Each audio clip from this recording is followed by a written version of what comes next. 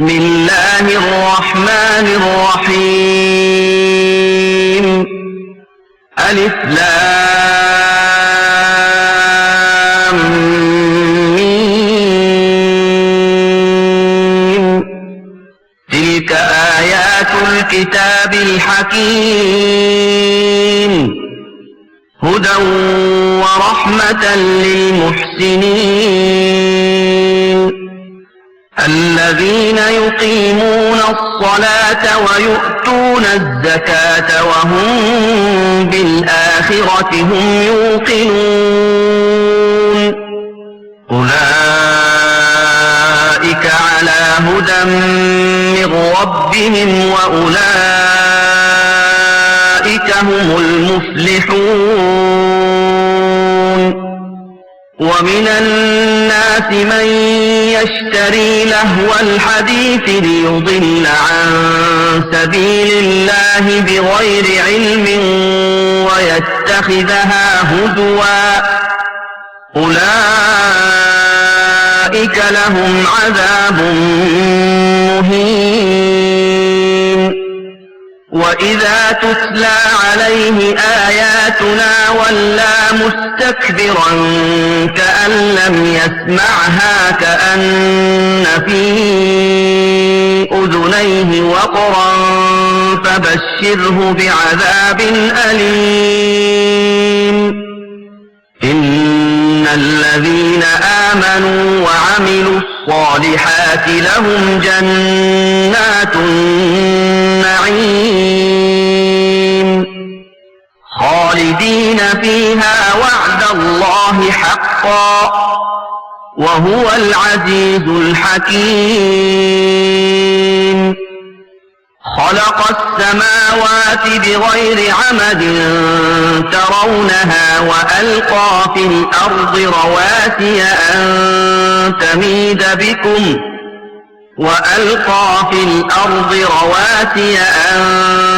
تميد بكم وبث فيها من كل دابة وأنزلنا من السماء ماء فأنبتنا فيها من كل زوج كريم هذا خلق الله فأروني ماذا خلق الذين من دونه بل الظالمون في ضلال مبين ولقد آتينا لقمان الحكمة أن اشكر لله ومن يشكر فإنما يشكر لنفسه ومن كفر فإن الله غني حميد. السلام عليكم ورحمة الله وبركاته. الحمد لله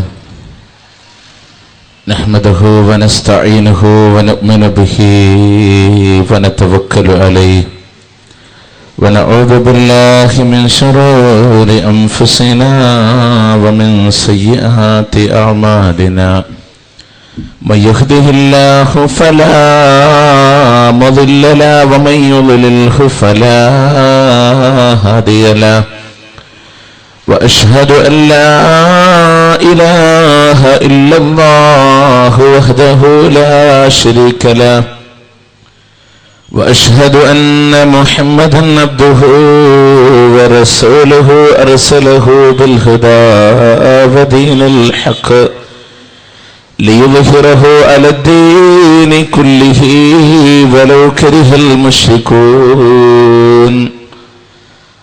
اللهم صل على محمد وعلى آل محمد كما صليت على إبراهيم وعلى آل إبراهيم إنك حميد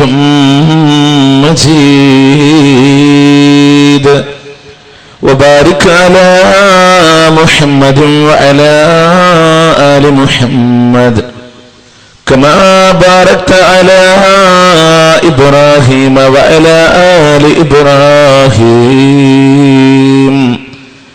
إنك حميد مجيد. أما بعد فإن خير الكلام كلام الله وخير السنن سنن محمد صلى الله عليه وسلم وشر الأمور محدثاتها وكل محدثة بدعة وكل بدعة ضلالة وكل ضلالة في النار. إن نريد إلا الإصلاح ما استطعت وما توفيقي إلا بالله عليه توكلت وإليه أنيب.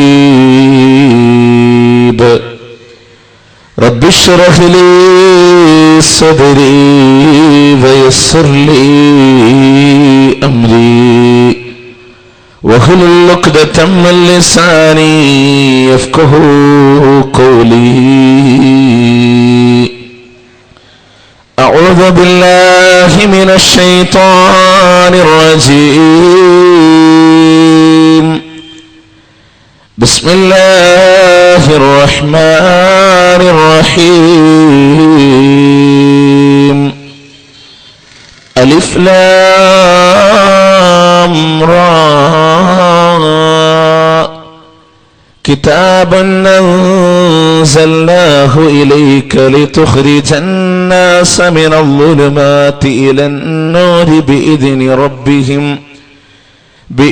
ربهم إلى صراط العزيز الحميد. اللهم لولا أنت ما اهتدينا ولا تصدقنا ولا أصلينا وأنزلا سكينة علينا والمشركون قد بعوا علينا. ഏറ്റവും ബഹുമാനം നിറഞ്ഞ കാരണവന്മാരെ, സഹോദരന്മാരെ, അടുത്തു നിന്നും അകലെ നിന്നും എൻ്റെ ശബ്ദം ശ്രവിക്കുന്ന ഇതര മത ആദർശ സഹോദരങ്ങളെ, കന്നഡ ഭാഷയിലൂടെ സംസാരിക്കാൻ എന്നെ കൊണ്ട് കഴിവില്ലാത്തത് കൊണ്ട് തന്നെ മലയാളത്തിലായിരിക്കും നിങ്ങളോട് സംസാരിക്കുക. വളരെ ശ്രദ്ധയോടുകൂടെ വീക്ഷിക്കണമെന്നും പരിശുദ്ധ ഖുർആനിലൂടെ അല്ലാഹു സുബ്ഹാനഹു വ തആല തന്റെ അടിമകൾക്ക് വേണ്ടി സന്തോഷ വാർത്ത അറിയിച്ചു കൊള്ളാൻ പരിശുദ്ധ ഖുർആൻ പറഞ്ഞപ്പോ, ബുദ്ധിയുള്ള നാളെയുടെ ലോകത്ത് വിജയിക്കുന്ന ആളുകൾ അവരുടെ ഗുണവിശേഷണം പരിശുദ്ധ ഖുർആൻ സൂചിപ്പിക്കുന്നത് അല്ലദീന യസ്തമിഊനൽ ഖൗല വയത്തബിഊന അഹ്സനഹു ഉലൈക ഹദാഹുമുല്ലാഹ് വഉലൈക ഹും ഉലുൽ അൽബാബ്. വാക്കുകളെ മുഴുവനായി ശ്രദ്ധിച്ച് കേൾക്കുകയും എന്നിട്ട് അതിൽ നിന്ന് നല്ലതിനെ മാത്രം പിൻപറ്റുകയും ചെയ്യുന്ന ആളുകൾ, അവർക്കാണ് അല്ലാഹു തആല മാർഗദർശനം നൽകിയിരിക്കുന്നത്. അവരാണ് ബുദ്ധിയുള്ള ആളുകൾ എന്ന് പരിശുദ്ധ ഖുർആൻ കൽപ്പിക്കുമ്പോൾ ഇവിടെ പറയുന്ന വിഷയങ്ങളെ ശ്രദ്ധയോടുകൂടെ വീക്ഷിക്കാം. പരിശുദ്ധ ഖുർആനും ഹദീസുമാണ് നിങ്ങൾക്ക് മുമ്പിൽ വിശദീകരിക്കുന്നത്. നാളെയുടെ ലോകത്തിന്റെ വിജയത്തിന് ഉതകുമാറ് നിങ്ങൾക്കതിൽ നിന്ന് ഗുണം ലഭിക്കുന്നുവെങ്കിൽ ഞാൻ പറയുന്നത് മുഴുവനും കണ്ണടച്ചുകൊണ്ട് വിശ്വസിക്കണമെന്ന് ഞാൻ ഒരിക്കലും പറയുന്നില്ല. മറിച്ച് പറയുന്ന വിഷയങ്ങൾ നിങ്ങൾക്ക് പഠനത്തിന് വിധേയമാക്കാം. അത് ഖുർആനും ഹദീസുമായി താരതമ്യം ചെയ്ത് നോക്കി നിങ്ങൾക്ക് ശരിയാണെന്ന് തോന്നുന്നുവെങ്കിൽ മാത്രം നിങ്ങളത് സ്വീകരിച്ചാൽ മതി. ഇവിടെ ഞാൻ നിങ്ങളോട് സംസാരിക്കുന്ന വിഷയം ഇരുട്ടിൽ നിന്ന് വെളിച്ചത്തിലേക്ക് അഥവാ അന്ധകാരത്തിൽ നിന്ന് വെളിച്ചത്തിലേക്ക് എന്ന ഒരു വിഷയമാണ്. ഞാൻ ആമുഖമായി നിങ്ങളെ ഓതിക്കേൽപ്പിച്ച പരിശുദ്ധ ഖുർആനിന്റെ 14-ാം അധ്യായം സൂറത്ത് ഇബ്രാഹിമിന്റെ 1-ാമത്തെ സൂക്തം ദൈവം തമ്പുരാൻ പ്രവാചകൻ സല്ലല്ലാഹു അലൈഹി വസല്ലമയിലൂടെ മാനവികതയ്ക്ക് വേണ്ടി അവതരിപ്പിച്ചു തന്ന പരിശുദ്ധ ഖുർആൻ എന്ന് പറയുന്ന ദൈവത്തിൻ്റെത് മാത്രമായ ഒരു ഗ്രന്ഥത്തിലൂടെ അല്ലാഹു തആല പറയുന്നു, ആ ഗ്രന്ഥം എന്തിന് പ്രവാചകനിലൂടെ അവതരിപ്പിച്ചു എന്നുള്ളതാണ്. ലിതുഖ്രിജന്നാസ മിനൽ-ളുലുമാതി ഇലൻ-നൂർ, അന്ധകാരത്തിൽ നിന്ന് പ്രകാശത്തിലേക്ക് ജനങ്ങളെ നയിച്ചു കൊണ്ടുവരാൻ, ഇരുട്ടിൽ നിന്ന് വെളിച്ചത്തിലേക്ക് അവരെ കൊണ്ടുവരാൻ വേണ്ടിയിട്ടാണ്. ആകയാൽ മനുഷ്യന് അവന്റെ അന്ധകാരത്തിൽ നിന്ന് പ്രകാശത്തിലേക്ക് കൊണ്ടുവരാൻ കഴിയുന്ന ദൈവത്തിന്റെ പ്രമാണമാണ് ഖുർആൻ. ആ പരിശുദ്ധ ഖുർആനിനനുസരിച്ചുകൊണ്ട് ജീവിക്കണം എന്നുള്ളതാണ്. ഇവിടെ പ്രഭാഷണം സംഘടിപ്പിക്കുന്ന സലഫുകളെ സംബന്ധിച്ചിടത്തോളം, മുജാഹിദ് പ്രസ്ഥാനത്തെ സംബന്ധിച്ചിടത്തോളം നിങ്ങൾക്കറിയാം, ഒരുപാട് നവോത്ഥാനപരമായ സംരംഭങ്ങൾക്ക് വേണ്ടി കളമൊരുക്കിയ പ്രസ്ഥാനമാണ്.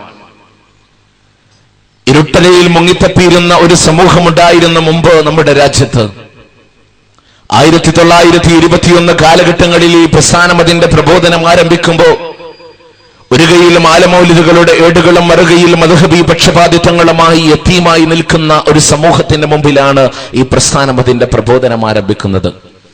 നിങ്ങൾക്കറിയുമോ, തലയിൽ നാം നീട്ടി വളർത്തുന്ന മുടി പോലും വെക്കാനുള്ള അധികാരമുണ്ടായിരുന്നില്ല ഒരു വേള മുസ്ലിങ്ങൾക്ക്. മാപ്പിളമാരാകണമെങ്കിൽ മണ്ഡലം ചെയ്ത് നടക്കപ്പെടേണ്ടുന്ന ഒരു കാലഘട്ടമുണ്ടായിരുന്നു. പരിശുദ്ധ ഖുർആനിന്റെ അർത്ഥം പഠിക്കാൻ പാടില്ല എന്ന് പറഞ്ഞിരുന്ന ഒരു കാലഘട്ടം.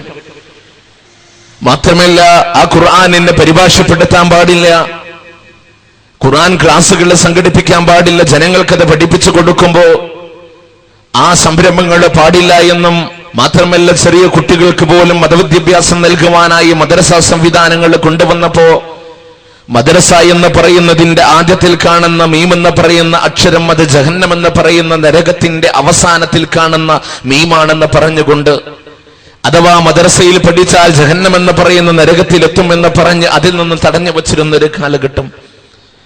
ഇതിൽ നിന്നെല്ലാം ജനങ്ങൾക്കൊരു മാറ്റമുണ്ടായി, മാറ്റങ്ങളുണ്ട്. അതെന്തുകൊണ്ട്? ഈ പ്രസ്ഥാനത്തിന്റെ അധ്വാനത്തിന്റെ ഫലമാണ്. എത്രത്തോളം എന്ന് വെച്ചാൽ വിശ്വാസപരമായി ജീർണതകളിൽ മുങ്ങിക്കളിച്ചിരുന്ന ഒരു സമൂഹം. നിങ്ങളൊന്ന് ആലോചിച്ചാൽ നിങ്ങൾക്കറിയാൻ സാധിക്കും, ഈ ആടിന്റെ കഴുത്തിലൊക്കെ ഒരു സഞ്ചി തൂക്കിയിട്ടിട്ട് അങ്ങാടികളിലൂടെ നടത്തിയിരുന്നൊരു കാലഘട്ടം ഉണ്ടായിരുന്നു. ആളുകൾ ആ ആടിന്റെ ഈ കഴുത്തിലുള്ള സഞ്ചിയിൽ പണമിട്ട് കൊടുക്കും. ആടെങ്ങാനും ബസ് കയറിയാൽ ഇവിടെ ഇരുന്നോളി മൂപ്പരെ എന്നും പറഞ്ഞ് എനിക്ക് സീറ്റ് കൊടുത്തിരുന്നു. തക്കാളിക്ക് വില കൂടിയ സമയത്ത് പച്ചക്കറിക്കട കയറിയിട്ട് ആടെങ്ങാനും തക്കാളി കടിച്ച് അവന്റെ ഷെയ്ഖേ തക്കാളിക്ക് വില കൂടിയതൊക്കെ നിങ്ങൾക്കറിയില്ലേ എന്ന് പറഞ്ഞിരുന്നു ആളുകൾ. ഞാനിതൊന്നും വെറുതെ പറയുന്നതല്ല, നിഷ്പക്ഷമായി ചിന്തിക്കുന്ന, പഠിക്കുന്ന, ആലോചിക്കുന്ന ഏതൊരാൾക്കും മനസ്സിലാക്കാൻ കഴിയുന്ന ഒരു വിഷയമാണ്. അതായത് ഒരു ഷെയ്ഖിന്റെ സ്ഥാനം ആ മഖ്ബറയിലേക്ക് വേണ്ടി ഒഴിഞ്ഞു വെക്കുന്ന ആടിന് നൽകിയിരുന്ന ഒരു കാലഘട്ടം. ഇന്ന് നമ്മൾ അതിനെ നിഷേധിക്കും.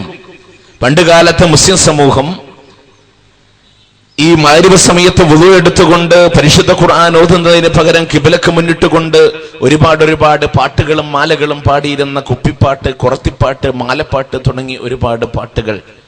സഫീനത്ത് മാല എന്ന് പറഞ്ഞൊരു കപ്പൽ പാട്ടുണ്ടായിരുന്നു. അത് പിന്നെ കപ്പപ്പാട്ടായിട്ട് അതിനെ ഷോർട്ട് നാമം കൊടുത്തു. അങ്ങനെ അത് പാടിയിരുന്ന ഒരു കാലഘട്ടം.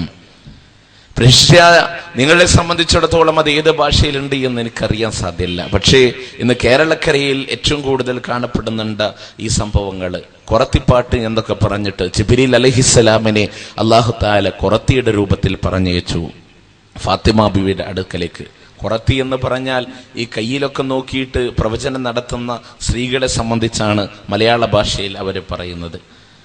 അഥവാ ഈ ഹൈന്ദവ സമൂഹത്തിലെ തന്നെ താഴ്ന്ന വിഭാഗം ആളുകളായി പരിചയപ്പെടുത്തിയിരുന്ന ഈ ഒരു തത്തയുടെ ഒരു കൂടും കൊണ്ട് ഒരു ഭണ്ഡാരവുമായി ഇങ്ങനെ രേഖ നോക്കാൻ നടക്കിയിരുന്ന ആളുകളുടെ രൂപത്തിൽ ജിബ്രീൽ അലൈഹിസ്സലാമിനെ അല്ലാഹു തആല പറഞ്ഞയച്ചു എന്നൊക്കെ വിശ്വസിച്ചിരുന്ന, എന്നിട്ട് അതൊക്കെ പദ്യരൂപത്തിൽ മലയാളത്തിൽ ഇങ്ങനെ പറയും അല്ലേ, ചിച്ചിലെന്നും ചിൽച്ചിലെന്നും കൽപ്പതത്തിനോഷ ഓഷ കേട്ടി മാമലിയാർ പിന്തിരിഞ്ഞു നോക്കിയ നേരം കുറത്തി തന്റെ മരവലിയാർ കണ്ടോ, എങ്ങോ നിന്നോ വന്നിടുന്നു നീ കുറത്തി പെണ്ണെ, കുറത്തി ഞാനും ഒന്ന് പെറ്റാൽ 10 പെറ്റാമേനി, ഫാത്തിമാ ബി 10 പെറ്റാൽ 1 പെറ്റാമേനി. എങ്ങനെ പറഞ്ഞിട്ട് പേരിന്റെ കണക്ക് പറയാം മഗ്‌രിബിന്. ഇത് ഉണ്ടായിരുന്നു സമൂഹത്തിൽ. ഞാൻ പറഞ്ഞു വന്നത് മുജാഹിദ് പ്രസ്ഥാനത്തിന്റെ അധ്വാനത്തിന്റെ ഫലം നിങ്ങൾക്ക് അവിടെ കാണാം അല്ലേ. ഇനിയും നമ്മൾ മാറേണ്ടതുണ്ട്. എന്റെ ശബ്ദം ശ്രവിക്കുന്ന സഹോദരന്മാരോട് ഒന്ന് ആലോചിച്ച്, ഒന്ന് ചിന്തയോടുകൂടെ ഒന്ന് പഠിക്കാൻ വേണ്ടി. ആരെയും ആക്ഷേപിക്കലോ വ്യക്തിപരമായിട്ട് നിങ്ങൾ ആരെയും തേജോവധം ചെയ്യലോ എന്റെ ഉദ്ദേശമല്ല. ഞാൻ പറയുന്നു, ഖുർആനും ഹദീസും നിങ്ങളോട് പറയും. നിങ്ങൾക്ക് ഇഷ്ടമുണ്ടെങ്കിൽ സ്വീകരിക്കാം, ഇല്ലെങ്കിൽ തള്ളിക്കളയാം. ലാ ഇക്റാഹ ഫിദ്ദീനി ഖദ് തബയ്യന റുശ്ദു മിനൽ ഗയ്യ്. മതത്തിൽ ബലാത്കാരമില്ല.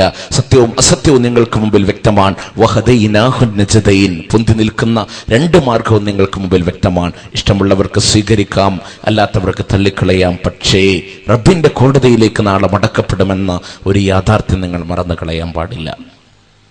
നിങ്ങൾ ആലോചിക്കണം, മാനവ മോക്ഷത്തിന് വേണ്ടി, അന്ധകാരത്തിൽ നിന്ന് പ്രകാശത്തിലേക്ക് ആനയിക്കാൻ വേണ്ടി സൃഷ്ടാവായ തമ്പുരാൻ അവതരിപ്പിച്ച് നൽകിയ പരിശുദ്ധ ഖുർആൻ, ആ പരിശുദ്ധ ഖുർആനിന്റെ മക്കയിൽ അവതരിച്ചതായ 92ഓളം വരുന്ന ആയത്തുകളിലൂടെ ആ പരിശുദ്ധ ഖുർആൻ പരിചയപ്പെടുത്തുന്നത് ഏകനായ ദൈവത്തിനെ ആരാധിക്കുന്നതിനെ സംബന്ധിച്ചാണ്. പരിശുദ്ധ ഖുർആൻ ഒന്ന് പഠിക്കാൻ തയ്യാറുള്ള ആളുകൾക്ക് മുഴുവനും അറിയാം, അല്ലാഹു നൽകിയ അപാരമായ അനുഗ്രഹങ്ങളെ സംബന്ധിച്ച്, അവൻ നൽകിയ അവന്റെ വിശാലമായ കാരുണ്യങ്ങളെ സംബന്ധിച്ച്, അവന്റെ സഹായഹസ്തങ്ങളെ സംബന്ധിച്ച് ഒരുപാട് മതം പഠിപ്പിക്കുന്നുണ്ട്. റബ്ബിനെ സംബന്ധിച്ചിടത്തോളം അവൻ എന്തിനാണ് അനുഗ്രഹങ്ങൾ നൽകുന്നത്, എന്തിനാണ് അവൻ സഹായങ്ങൾ നൽകുന്നത്, എന്തിനാണ് അവൻ കാരുണ്യങ്ങൾ നൽകുന്നത്, തിരിച്ച് പ്രത്യുപകാരമായിട്ട് അവന് നന്ദി ചെയ്യണം. ഒരിക്കലും നന്ദി കേട് കാണിക്കാൻ പാടില്ല. ഈ ഒരു കാര്യത്തിന് വേണ്ടിയിട്ടാ. പക്ഷെ മനുഷ്യനെ സംബന്ധിച്ചിടത്തോളം അവൻ നന്ദി കെട്ടവനായി മാറി.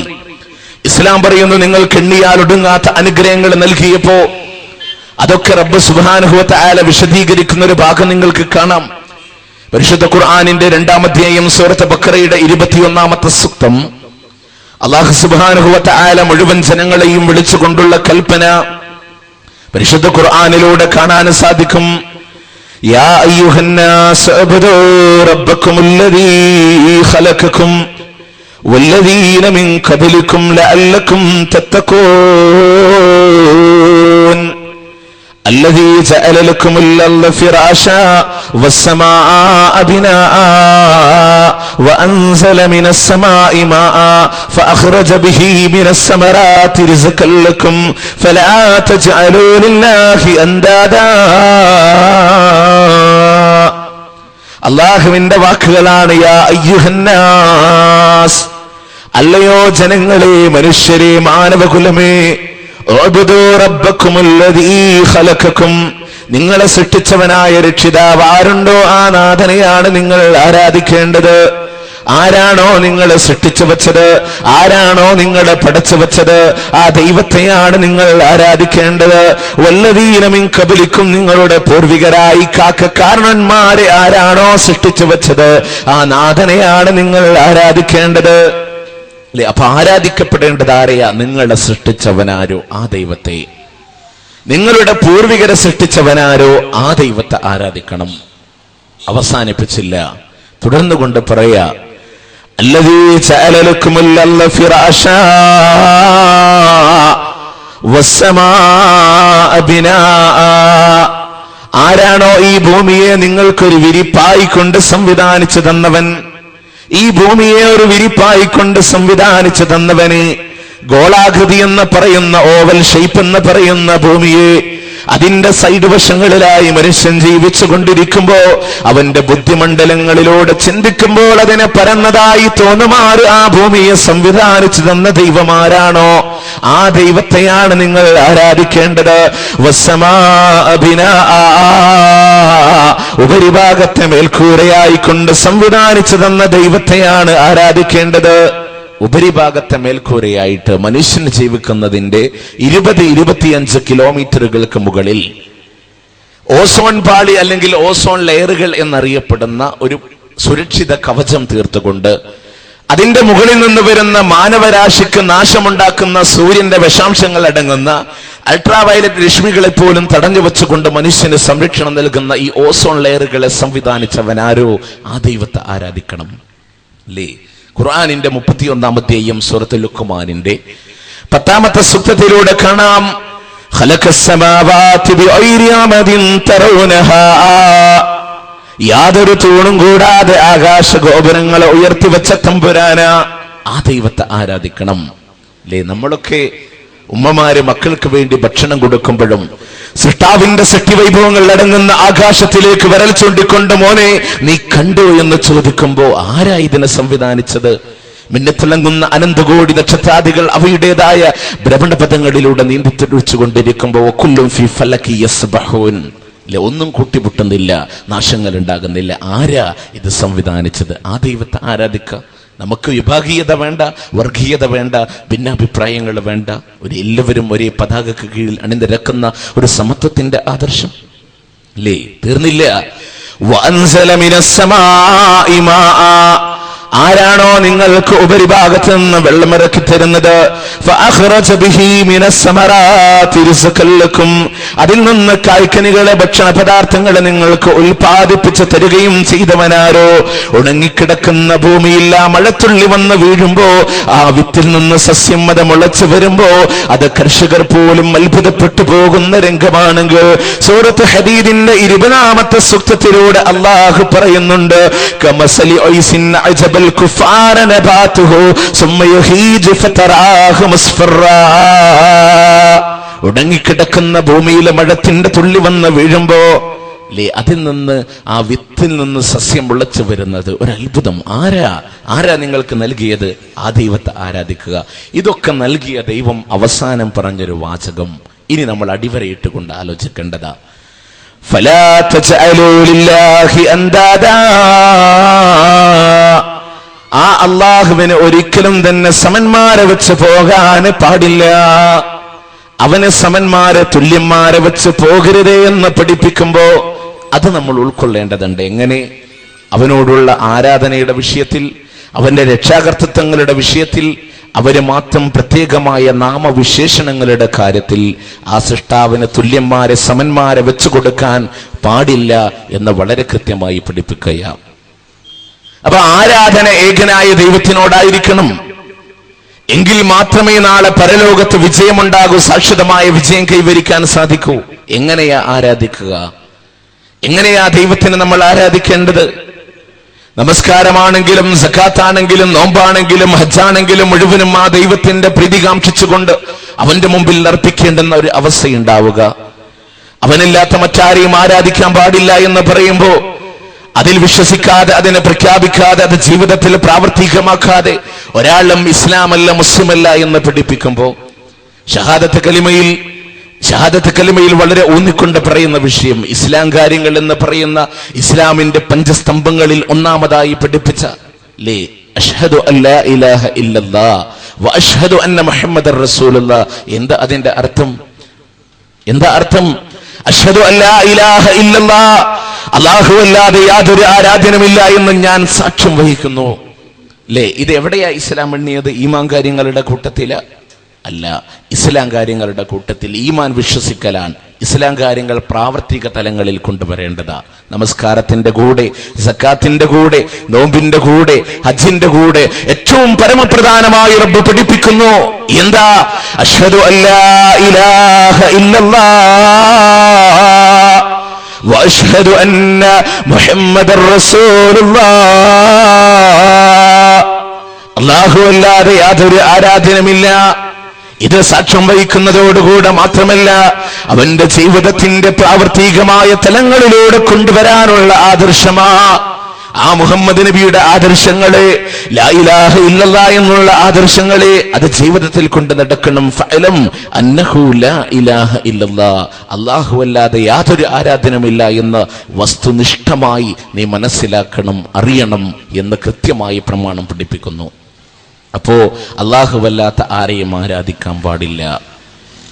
ഇത് മക്കയിൽ അവതരിച്ച 92ഓളം വരുന്ന ആയത്തുകളിൽ ഊന്നിക്കൊണ്ട് ഇസ്ലാം പറഞ്ഞൊരു വിഷയമാണ്. ആരാധനകൾ ഏത് രീതിയിൽ വരാം? നമ്മൾ ആലോചിക്കേണ്ട വിഷയങ്ങളാണ് ഇതെല്ലാം. അല്ലാഹു അല്ലാത്തവരോട് പ്രാർത്ഥിക്കുന്നുവെങ്കിൽ, നേർച്ച വഴിപാടുകൾ അല്ലാഹു അല്ലാത്തവരോട് അർപ്പിക്കുന്നുവെങ്കിൽ അത് ദൈവത്തിൽ പങ്കുചേർക്കലാണ് എന്നുള്ളതൊരു സംശയമില്ല. ആലോചിക്കണം. ദൈവമല്ലാത്തവരോട് പ്രാർത്ഥിക്കുമ്പോ, നേർച്ച വഴിപാടുകൾ ദൈവമല്ലാത്തവരോട് അർപ്പിക്കുമ്പോ അത് ഖുർആനിന്റെ വിശ്വാസത്തിനെതിരാണ്, ഹദീസുകൾ പഠിപ്പിച്ച ആദർശങ്ങൾക്ക് എതിരാണ്. വഅന്നൽ മസാജിദ ലില്ലാഹ് ഫലാ തദ്ഉ മഅല്ലാഹി അഹദാ വഅന്നൽ മസാജിദ ലില്ലാഹി, നിശ്ചയമായും പള്ളികളെല്ലാം അല്ലാഹുവിനുള്ളതാണ്. ഫലാ തദ്ഉ, ആകയാൽ നിങ്ങൾ പ്രാർത്ഥിക്കരുത്, നിങ്ങൾ തേടരുത്, നിങ്ങൾ ദുആ ചെയ്യരുത്. മഅല്ലാഹി അഹദാ, അല്ലാഹുവോട് കൂടെ, അല്ലാഹുവോട് കൂടെ, അല്ലാഹുവോട് കൂടെ മറ്റാരോടും നിങ്ങൾ പ്രാർത്ഥിച്ചു പോകരുത്. അല്ലാഹുവിനെ മാറ്റിവെച്ചിട്ടെന്ന് പറഞ്ഞില്ല. അല്ലാഹുവോടും മറ്റുള്ളവരോടും എന്ന രീതിയിൽ പോലും ഒരിക്കൽ പോലും നീ തേടിപ്പോകരുത് എന്ന് പഠിപ്പിക്കുന്ന ദൈവത്തിന്റെ പ്രമാണം, അതിന് അക്ഷരം പ്രതി ജീവിതത്തിലൂടെ പ്രാവർത്തികമാക്കാൻ തയ്യാറാകുന്നവരുണ്ടോ? ആലോചിക്ക് സഹോദര, എത്ര തവണ റബ്ബ് ആവർത്തിച്ചുകൊണ്ട് പറയുന്നു പ്രാർത്ഥന ദൈവത്തോട് മാത്രമെന്ന്. പ്രവാചകൻ സല്ലല്ലാഹു അലൈഹി വസല്ലമയുടെ ഹദീസുകൾ മറിച്ചു നോക്കുമ്പോ തുറമുദി ഉദ്ധരിക്കുന്ന ഹദീസിൽ 2969 നമ്പർ ഹദീസാണ്. അവിടെ വളരെ കൃത്യമായി കൊണ്ട് തന്നെ നുഅ്മാൻ ഇബ്നു ബശീർ റളിയല്ലാഹു അൻഹു ഉദ്ധരിക്കുന്ന ഹദീസ്. അവിടെ അദ്ദേഹം പറയുന്നു, അദ്ദുആഉ ഹുവൽ ഇബാദാ, പ്രാർത്ഥന അത് തന്നെയാണ് ആരാധന. അദ്ദേഹം പറയുകയാണ്, സമയത്തു നബിയ സല്ലല്ലാഹു അലൈഹി വസല്ലം യഖൂൽ, അല്ലാഹുവിന്റെ റസൂല് പറയുന്നതായിട്ട് ഞാൻ കേട്ടിട്ടുണ്ട്. എന്താണ് പ്രവാചകൻ പഠിപ്പിക്കുന്നത്? അദ്ദുആഉ ഹുവൽ ഇബാദാ, പ്രാർത്ഥന അത് തന്നെയാണ് ആരാധന. വഖറ, എന്നിട്ട് അദ്ദേഹം ഓതുകയാണ് പരിശുദ്ധ ഖുർആനിലെ ആയത്തിനെ. സൂറത്തു ആഫിറിന്റെ 60-ാമത്തെ സൂക്തം അദ്ദേഹം ഉദ്ധരിക്കുന്നു. വഖാല റബ്ബുകും ഉദ്ഊനി അസ്തജിബ് ലക്കും ഇന്നല്ലദീന യസ്തക്ബിറൂന അൻ ഇബാദതി സയദ്ഖുലൂന ജഹന്നമ ദാഖിരീൻ. വഖാല റബ്ബുക്കും, നിങ്ങളുടെ രക്ഷിതാവിതാ പറഞ്ഞിരിക്കുന്നു, ഉദ്ഊനി അസ്തജിബ് ലക്കും, നിങ്ങൾ എന്നോട് തേടിക്കോ, നിങ്ങൾ എന്നോട് പ്രാർത്ഥിച്ചോ, അസ്തജിബ് ലക്കും, ഞാൻ നിങ്ങൾക്ക് ഉത്തരം നൽകാം. ഇന്നല്ലദീന യസ്തക്ബിറൂന അൻ ഇബാദതി, നമ്മോടുള്ള ആരാധനയില്ലാതെ അഹങ്കാരം കാണിക്കുന്നവോ, ഏത് ആരാധനയിൽ നിന്ന്, പ്രാർത്ഥിക്കുക എന്ന ആരാധനയിൽ നിന്ന്, സയദ്ഖുലൂന ജഹന്നമ ദാഖിരീൻ, വളരെ നിന്ദനായിക്കൊണ്ട് നരകത്തിൽ അവൻ കടന്നെരിയുമെന്ന് പരിശുദ്ധ ഖുർആൻ പഠിപ്പിക്കുമ്പോ ഇത് വളരെ കൃത്യമായി ഹദീസ് എടുത്തുദ്ധരിക്കുക. അപ്പൊ നമ്മൾ എന്ത് വേണം? പ്രാർത്ഥന അള്ളാഹുവിനോട് മാത്രമായിരിക്കണം. അള്ളാഹുവല്ലാത്ത ആരോടും പ്രാർത്ഥിക്കാൻ പാടില്ല. അത് സൃഷ്ടാവിനോട്, സൃഷ്ടികളോടല്ല. വളരെ ലളിതമായ വിഷയല്ലേ അല്ലേ? വളരെ ലളിതമായ വിഷയം. ഞാൻ നിങ്ങളോട് ചിന്തിക്കാൻ വേണ്ടി പറയാം. പരിശുദ്ധ ഖുർആൻ നിങ്ങൾ പഠിച്ചോ? ഞാൻ നിങ്ങളോട് ഗ്യാരണ്ടി നൽകാം. പരിശുദ്ധ ഖുർആൻ ആദ്യം മുതൽ അവസാനം വരെ അർത്ഥസഹിതം വായിച്ചു നോക്കാൻ തയ്യാറുള്ള ഒരു നിഷ്പക്ഷനായ സഹോദരനുണ്ടോ? അവനത് വായിച്ചു നോക്കിയാൽ പറയും, പടച്ചോനെ, ഇത് വഹാബിയുള്ള ഗ്രന്ഥാണല്ലോ നാഥ, നമ്മൾ പറയണതൊന്നും ഇതിൽ കാണാനില്ലല്ലോ എന്ന് സമ്മതിക്കേണ്ടി വരും. ഖുർആൻ ആദ്യം മുതൽ അവസാനം വരെ വായിച്ചു നോക്കാൻ തയ്യാറായ ഒരു നിഷ്പക്ഷനായ സുന്നി സഹോദരൻ പറയും, പടച്ചോനെ, ഇത് മുജാഹിദുകളുടെ ഗ്രന്ഥാണല്ലോ നാഥ, നമ്മൾ പറയണതൊന്നും ഇതിൽ കാണാനില്ലല്ലോ. സമ്മതിക്കേണ്ടി വരും. നിങ്ങൾക്കൊന്ന് പഠിക്കാൻ തയ്യാറായാൽ മതി. ഇത്രയും നമ്മൾ ആവശ്യപ്പെടുന്നുള്ളൂ. ആ പ്രമാണമൊന്ന് പഠിക്കാൻ, അതിന് നിങ്ങൾ എടുത്തുദ്ധരിക്കാൻ. നിങ്ങൾ ആലോചിക്കുക, ഇന്ന് സമൂഹത്തിനെ പറ്റിയ അബദ്ധം അത് പഠിക്കാത്തത് കൊണ്ടാ വല്ലാത്തൊരു അവസ്ഥയിലൂടെ സൂറത്ത് ഫാത്തിഹ അറിയാത്ത, ബഖറ അറിയാത്ത, ആലി ഇംറാൻ അറിയാത്ത, നിസാ അറിയാത്ത, മാഇദ അറിയാത്ത, അൻആം, അറാഫ്, അൻഫാൽ, തൗബ, യൂസുഫ്, യൂനുസ്, റഅദ്, ഇബ്രാഹിം തുടങ്ങിയ പരിശുദ്ധ ഖുർആനിന്റെ നീണ്ടുകിടക്കുന്ന 114 അധ്യായങ്ങളും പഠിക്കാതെ ഞാനും ഒരു മുസ്ലിമാണ് എന്ന് പറഞ്ഞു നടന്നതിന്റെ അപകടമാണ് ഇന്ന് സമൂഹം പേറിക്കൊണ്ടിരിക്കുന്നത്, അനുഭവിക്കുന്നത്. പറയാതിരിക്കാൻ നിർവാഹമില്ല.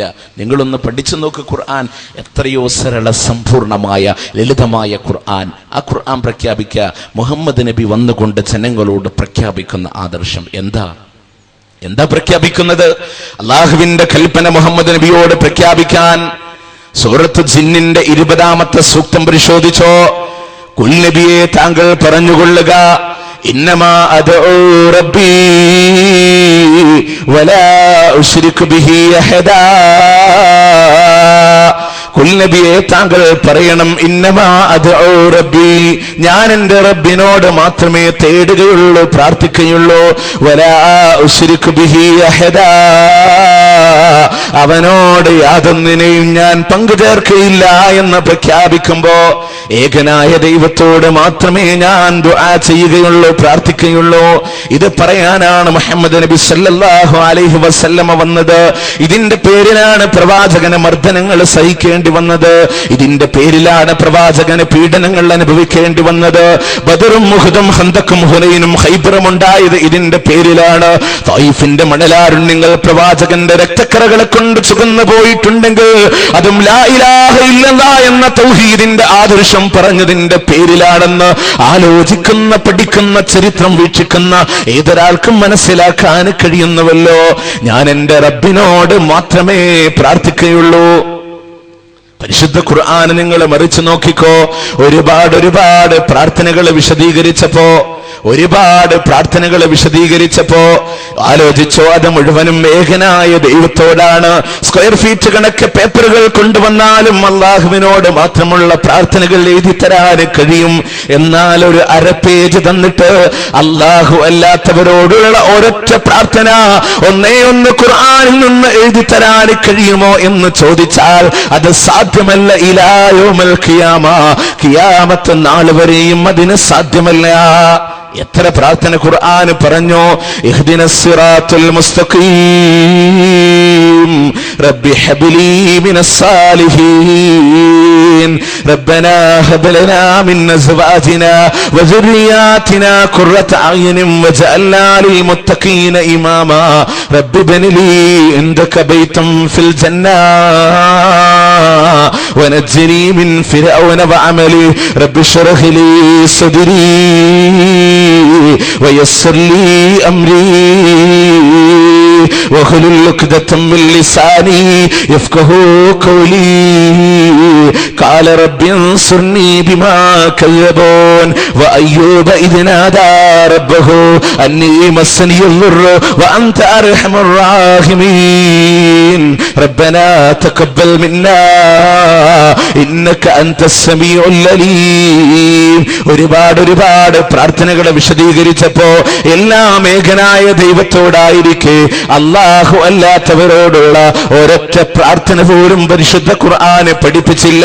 ഇരുട്ടറകൾക്കുള്ളിലായി 3 ഇരുട്ടറകൾക്കുള്ളിൽ കിടന്നുകൊണ്ട് യൂനുസ് നബി അലൈഹിസ്സലാം തേടിയപ്പോ അർദ്ധരാത്രിയുടെ ഇരുട്ടറകൾക്കുള്ളിലായി ആകാശത്തിന് കീഴെ ബഹ്റലകൾക്കുമുള്ളിൽ മത്സ്യത്തിന്റെ ഉള്ളിൽ കിടന്നുകൊണ്ട് യൂനുസ് നബി അലൈഹിസ്സലാം തേടിയത് ഏകനായ ദൈവത്തോടായിരിക്കെ 12 കൊല്ലക്കാലം രോഗങ്ങളെ കൊണ്ട് പരീക്ഷിക്കപ്പെടേണ്ടി വന്നപ്പോ ശരീരമാസകലം വ്രണങ്ങളുണ്ടായി, പൊട്ടിയൊലിച്ച ദുർഗന്ധം വമിച്ച് കൂട്ടുകുടുംബാദികളെ ബന്ധമിത്രാദികളെ വിട്ടുപോയപ്പോ അവിടുന്ന് അയ്യൂബ് നബി അലൈഹിസ്സലാം പ്രാർത്ഥിക്കുകയാണ്.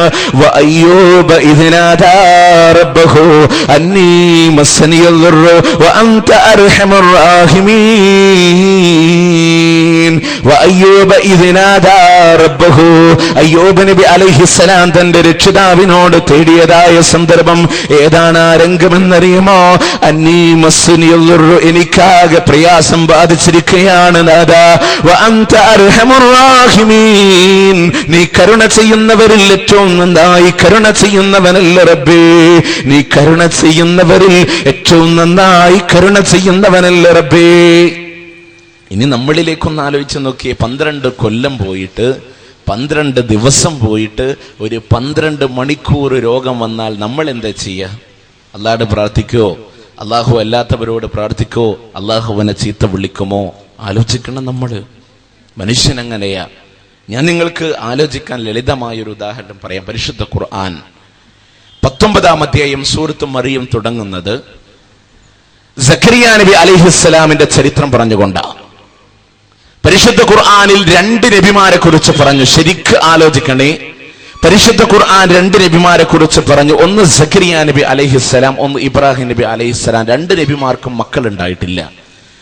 പ്രായാധിക്യം കടന്നു വന്നു, വാർദ്ധക്യം വന്നിട്ടും മക്കളില്ലാണ്ട് വന്നപ്പോഴും അല്ലാഹു അല്ലാത്ത ആരോടും ഈ 2 പ്രവാചകന്മാരും പ്രാർത്ഥിച്ചിട്ടില്ല. ഖുർആൻ നിങ്ങൾ പഠിക്കാൻ തയ്യാറുള്ള ഏതൊരാൾക്ക് മനസ്സിലാക്കാം, അല്ലാഹുവല്ലാത്ത ആരോടും ഇബ്രാഹിം നബിയോ സക്കരിയ നബി അലൈഹിസ്സലാമോ പ്രാർത്ഥിച്ചിട്ടില്ല. ഖുർആൻ നിങ്ങൾ ആലോചിച്ചു. 19-ാം അധ്യായം സൂറത്ത് മറിയം തുടങ്ങുന്നത് എങ്ങനെയാ? അല്ലാഹു തആല പറയുന്നു കഫായ ഐൻ സാദ് ദിക്റു റഹ്മത്തി റബ്ബിക അബ്ദഹു സക്കരിയ ഇദ് നാദാ റബ്ബഹു നിദാഅൻ ഖഫിയ. സക്കരിയ നബി അലൈഹിസ്സലാം വളരെ രഹസ്യമായി കൊണ്ട് തന്റെ രക്ഷിതാവിനോട് പ്രാർത്ഥിച്ചതായ സന്ദർഭം ആ രംഗമേതാണെന്നറിയുമോ?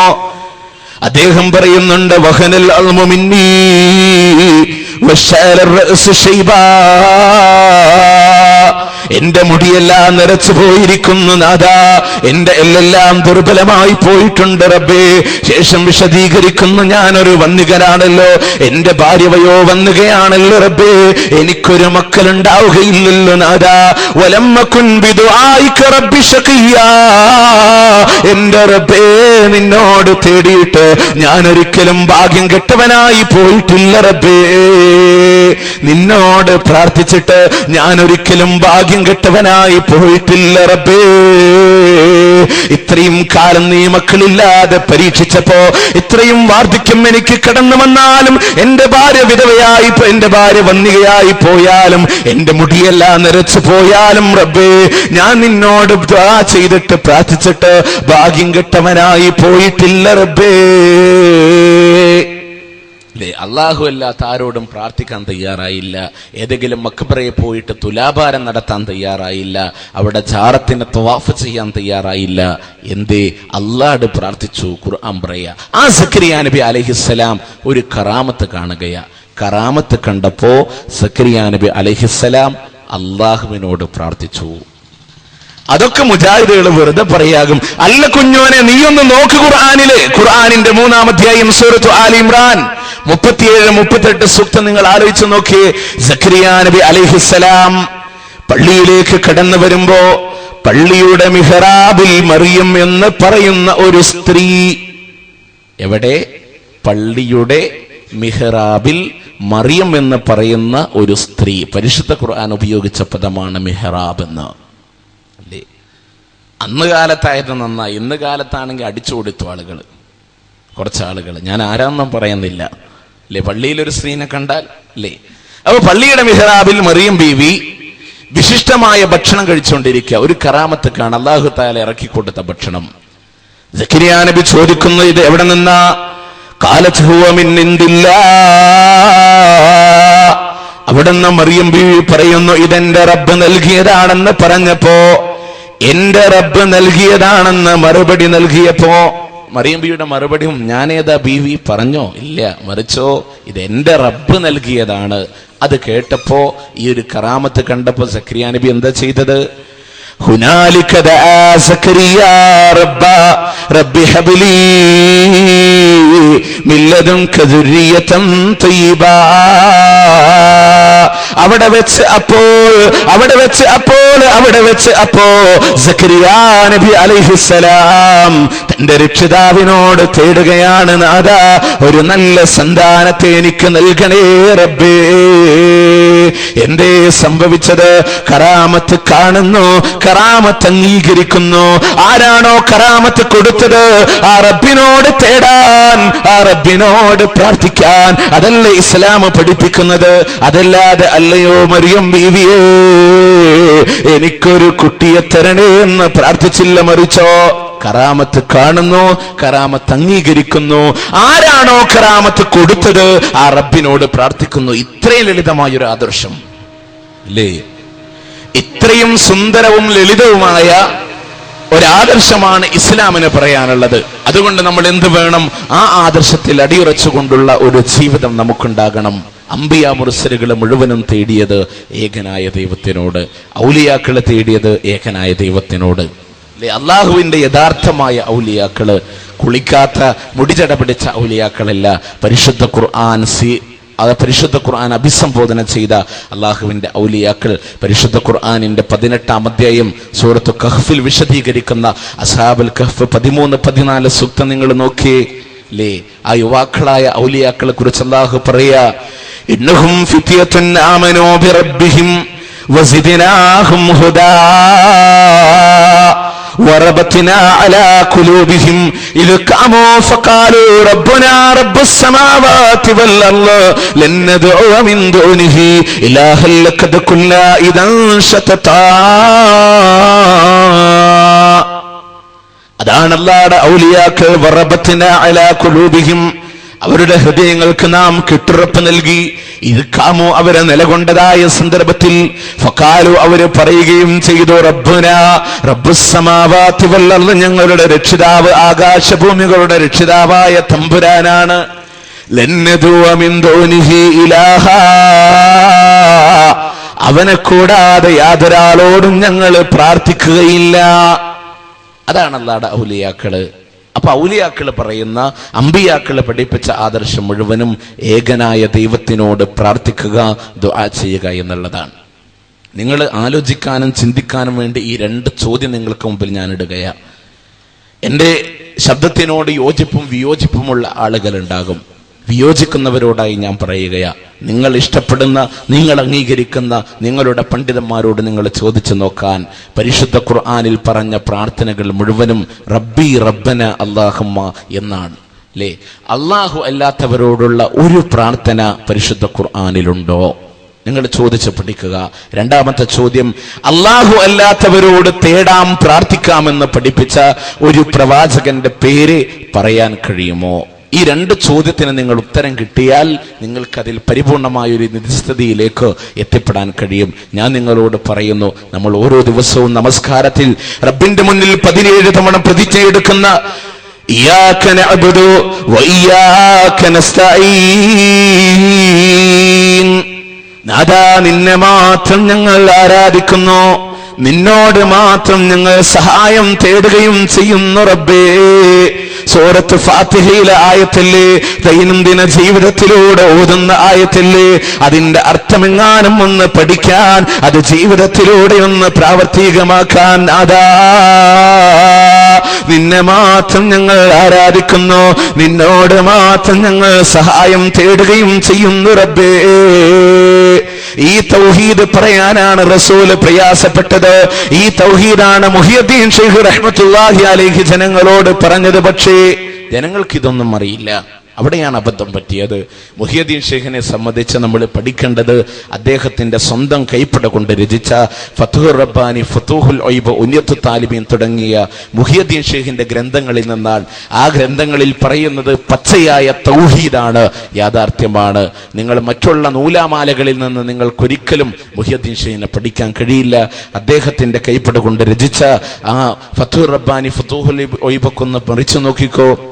ഫത്ഹുർ റബ്ബാനിയുടെ പഴയ പ്രിന്റിന്റെ 154-ാമത്തെ പേജ്, പുതിയ പ്രിന്റ് ആണെങ്കിൽ 123-ാമത്തെ പേജ്. മുഹിയുദ്ദീൻ ശൈഖ് തൗഹീദ് പഠിപ്പിക്കുകയാ. കൈഫ തഖൂലു ലാ ഇലാഹ ഇല്ലല്ലാഹ് വഫീ ഖൽബിക കം ഇലാഹ് كل شيء تعتمد عليه وتثق به دون الله وهو صنمك لا ينفعك توحيد اللسان مع شرك القلب كيف تقول لا إله إلا الله നീ എങ്ങനെയാണോ ലാ ഇലാഹ ഇല്ലല്ലാഹ് എന്ന് പറയുക? വഫീ ഖൽബിക കം ഇലാഹ്, നിന്റെ മനസ്സിൽ ഒരുപാട് ആരാധന്മാരെ പൂജിച്ചു വെച്ച് നീ എങ്ങനെയാണോ ലാ ഇലാഹ ഇല്ലല്ലാഹ് എന്ന് പറയുക? കുല്ല ഷൈഇൻ തഅതമിദു അലൈഹി വതസികു ബിഹി ദൂനല്ലാഹ്, എല്ലാ വസ്തുക്കളും അല്ലാഹുവിനെ കൂടാതെ അതിലേക്ക് അവലംബിക്കുമ്പോ, അതിലേക്ക് ആശ്രയിക്കുമ്പോ, വഹുവ സനമുക, അത് നിന്റെ വിഗ്രഹം തന്നെയാ. ലാ യൻഫഉക തൗഹീദുൽ ലിസാനി മഅ ശിർകുൽ ഖൽബ്, മനസ്സിൽ ബഹുദൈവാരാധന വെച്ചുകൊണ്ട് നാവ് കൊണ്ട് നീ ലാ ഇലാഹ ഇല്ലല്ലാഹ് ലാ ഇലാഹ ഇല്ലല്ലാഹ് എന്ന് പറഞ്ഞാൽ അത് നിനക്ക് ഉപകാരപ്പെടുകയില്ല, അത് നിനക്ക് ഉപകരിക്കുകയില്ല എന്ന് പഠിപ്പിച്ച വ്യക്തിയാണ് മഹാനായ മുഹിയുദ്ദീൻ ശൈഖ്. ഇത് പറയാനാണ് എല്ലാവരും ഇവിടെ അധ്വാനിച്ചതെങ്കിൽ എന്റെ സഹോദര, ഞാൻ ചോദിക്കട്ടെ, നിനക്ക് അല്ലാഹുവിന്റെ റസൂലിനോട് മനസ്സിന്റെ കോണിൽ എവിടെയെങ്കിലും ലവലേശം ഒരു സ്നേഹമുണ്ടെങ്കിൽ ആ ഏകനായ ദൈവത്തിനോട് നീ തേടിക്കോ. നിങ്ങൾക്കറിയുമോ, പരിശുദ്ധ ഖുർആനിന്റെ ആയത്തിറങ്ങിയപ്പോ വഅൻസിർ അശീറതകൽ അഖ്റബീൻ, നിന്റെ അടുത്ത കുടുംബക്കാരോട് താക്കീത് ചെയ്യണേ എന്ന പരിശുദ്ധ ഖുർആനിന്റെ ആയത്തിറങ്ങിയപ്പോ മക്കയിലെ പർവ്വതത്തിന്റെ മുകളിൽ കയറി നിന്നുകൊണ്ട് അല്ലാഹുവിന്റെ റസൂല് പറയുന്നു, അല്ലയോ സമൂഹമേ, ഈ പർവ്വതത്തിന്റെ പിന്നിൽ നിന്ന് വലിയൊരു സൈന്യം നിങ്ങളെ ആക്രമിക്കാൻ വരുന്നുണ്ടെന്ന് ഞാൻ പറഞ്ഞാൽ അത് നിങ്ങളെ വിശ്വസിക്കുമോ, അത് നിങ്ങൾ അംഗീകരിക്കുമോ എന്ന് ചോദിക്കുമ്പോ അവര് പറയുന്നു, തീർച്ചയായും നീ അല്ലമീനല്ല മുഹമ്മദേ, ജീവിതത്തിൽ കളവ് പറയാത്തവനല്ല മുഹമ്മദേ, നിന്റെ വാക്കുകളെ ഞങ്ങൾ അംഗീകരിക്കാമെന്ന് പറഞ്ഞപ്പോ അല്ലാഹുവിന്റെ റസൂല് പറയുന്നു, നിങ്ങളുടെ ആരാധ്യൻ ഏകനായ ആരാധനാണെന്ന് പ്രഖ്യാപിച്ചപ്പോ ഉടനെ തന്നെ അബൂ ലഹബ് വിളിച്ചു പറയുന്നു, തബ്ബലക യാ മുഹമ്മദ് അലിഹാദാ ജമഅതനാ, മുഹമ്മദേ നിനക്ക് നാശം, ഇതിനു വേണ്ടിയിട്ടാണോ നീ ഞങ്ങളെ ഒരുമിച്ച് കൂട്ടിയത് എന്ന് അതുവരെ കണ്ണിലുണ്ണിയായി കണ്ടിരുന്ന ആളുകൾ കണ്ണിലെ കരടായിക്കൊണ്ട് പ്രവാചകനെ മാറ്റിവെച്ചപ്പോ അല്ലമീൻ എന്ന് വിളിച്ചിരുന്ന ആളുകൾ സാഹിർ എന്ന്, മജ്നൂൻ എന്ന്, തെമ്മാടി എന്ന് വിളിച്ച് റസൂലിനെ ആട്ടുവിടേണ്ടി വന്നപ്പോ മക്കയുടെ നാട് വിട്ടുകൊണ്ട് പോകുമ്പോ റസൂല് കരഞ്ഞുകൊണ്ട് പറഞ്ഞില്ലേ, അലിംതു അന്നക ഖൈറു അർളില്ലാഹ്, എനിക്കറിയാം അല്ലാഹുവിന് ഏറ്റവും ഇഷ്ടപ്പെട്ടതായ ഭൂമി നീ തന്നെയാണെന്ന് എനിക്കറിയാം, നിന്റെ ആളുകൾ എന്നെ ആട്ടുവിട്ടില്ലേ, ഒരിക്കലും ഞാൻ ഇവിടെ നിന്ന് പുറത്തേക്ക് പോകില്ല എന്ന് താടിരോമങ്ങളിലൂടെ ഉറ്റുവീഴുന്ന കണ്ണുനീരുമായി പറഞ്ഞുകൊണ്ട് പോകുന്ന അല്ലാഹുവിന്റെ റസൂല് എന്തിനാ മർദ്ദനങ്ങൾ സഹിച്ചത്? തൈഫിന്റെ മണ്ണിലേക്ക് പ്രവാചകൻ പ്രബോധനത്തിനായി പോയപ്പോ തൈഫുകാര് പ്രവാചകനെ കല്ലെടുത്തെറിയുകയാണ്, കൂക്ക് വിളിക്കുകയാണ്. പ്രവാചകന്റെ നെറ്റിയിൽ നിന്നും കാലിൽ നിന്നും ഇങ്ങനെ രക്തം ധാരധാരയായി ഒഴുകിയപ്പോ തളർന്നവശനായിക്കൊണ്ട് ഈത്തപ്പന മരത്തിന്റെ മേലെ തലചായ്ച്ചു കൊണ്ടിരിക്കുമ്പോ ഒരു തുള്ളി ദാഹജലം പോലും കൊടുക്കാതെ ആ ദുഷ്ടരെ പ്രവാചകന്റെ നേരെ മർദ്ദനങ്ങൾ അഴിച്ചുവിട്ടപ്പോ 10 ദിവസക്കാലം റസൂലിനെ കല്ലെറിഞ്ഞപ്പോ ആലോചിക്കേണ്ടതില്ല രംഗം. ആ റസൂൽ അവർക്ക് വേണ്ടി പ്രാർത്ഥിക്കുന്നു, അല്ലാഹുമ്മ ഗ്ഫിർ ലിഖൗമി ഫഇന്നഹും ലാ യഅലമൂൻ, നാഥാ എന്നെ സമൂഹത്തിന് നീ പുറത്തു കൊടുക്കണേ നാഥാ, അവരറിവില്ലാത്തവരാണ് റബ്ബേ, അവരറിവില്ലാത്തവരാണ് റബ്ബേ. ആലോചിക്ക സഹോദരന്മാരെ, പീഡനങ്ങളുടെ ആ തായിഫിന്റെ മണലാരണ്യങ്ങൾ പ്രവാചകന്റെ രക്തക്കറകളെ കൊണ്ട് ചുകന്നു പോകുമ്പോ ആലോചിക്കേണ്ട രംഗമില്ലേ? ജിബ്രീൽ അലൈഹിസ്സലാം അവിടുന്ന് പ്രത്യക്ഷപ്പെട്ടുകൊണ്ട് ചോദിക്കുന്നു, നബിയേ എന്റെ 2 ചിറക് കണ്ടോ? ചിറകിൽ 2 പർവ്വതങ്ങളെ കണ്ടോ? അത് ഈ സമൂഹത്തിന്റെ മേൽ മറിച്ചിട്ടുകൊണ്ട് അവരെ നാം നശിപ്പിച്ചുകൊള്ളാം യാ റസൂലല്ലാഹ്. അല്ലാഹുവിന്റെ റസൂല് പറയുന്നു, വേണ്ട ജിബ്രീലേ വേണ്ട, മറിച്ച് അവരിൽ നിന്ന് ആരെങ്കിലും ഒരാൾ ഇസ്ലാം മതം സ്വീകരിക്കുകയാണെങ്കിൽ അതാണ് എനിക്ക് വേണ്ടത് എന്ന് പറഞ്ഞ കാരുണ്യത്തിന്റെ കടലായ പ്രവാചകൻ വമാ അർസൽനാക ഇല്ലാ റഹ്മത്തൻ ലിൽ ആലമീൻ. റസൂൽ എന്തിനാ പ്രവാചകൻ പീഡനങ്ങളെ സഹിക്കുന്നത്? അവിടത്തേക്ക് മാത്രമാണോ?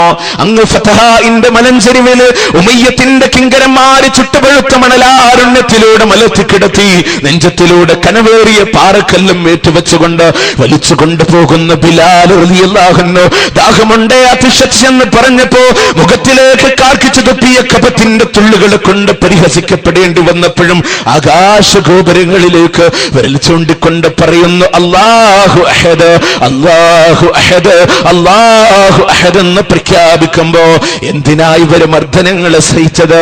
എന്തിനാ അവര് പീഡനങ്ങളെ സഹിച്ചത്? അത് ലാ ഇലാഹ ഇല്ലല്ലക്ക് വേണ്ടിയിട്ടാണെങ്കിൽ ആ പ്രവാചകനോട് സ്നേഹമുള്ളവനുണ്ടോ? ആ ലാ ഇലാഹ ഇല്ലല്ലയിൽ ഉറച്ചു നിന്നോ? അത് എത്രത്തോളമുണ്ട് നിങ്ങൾ ചിന്തിക്കാൻ വേണ്ടി ഞാൻ പറയാ.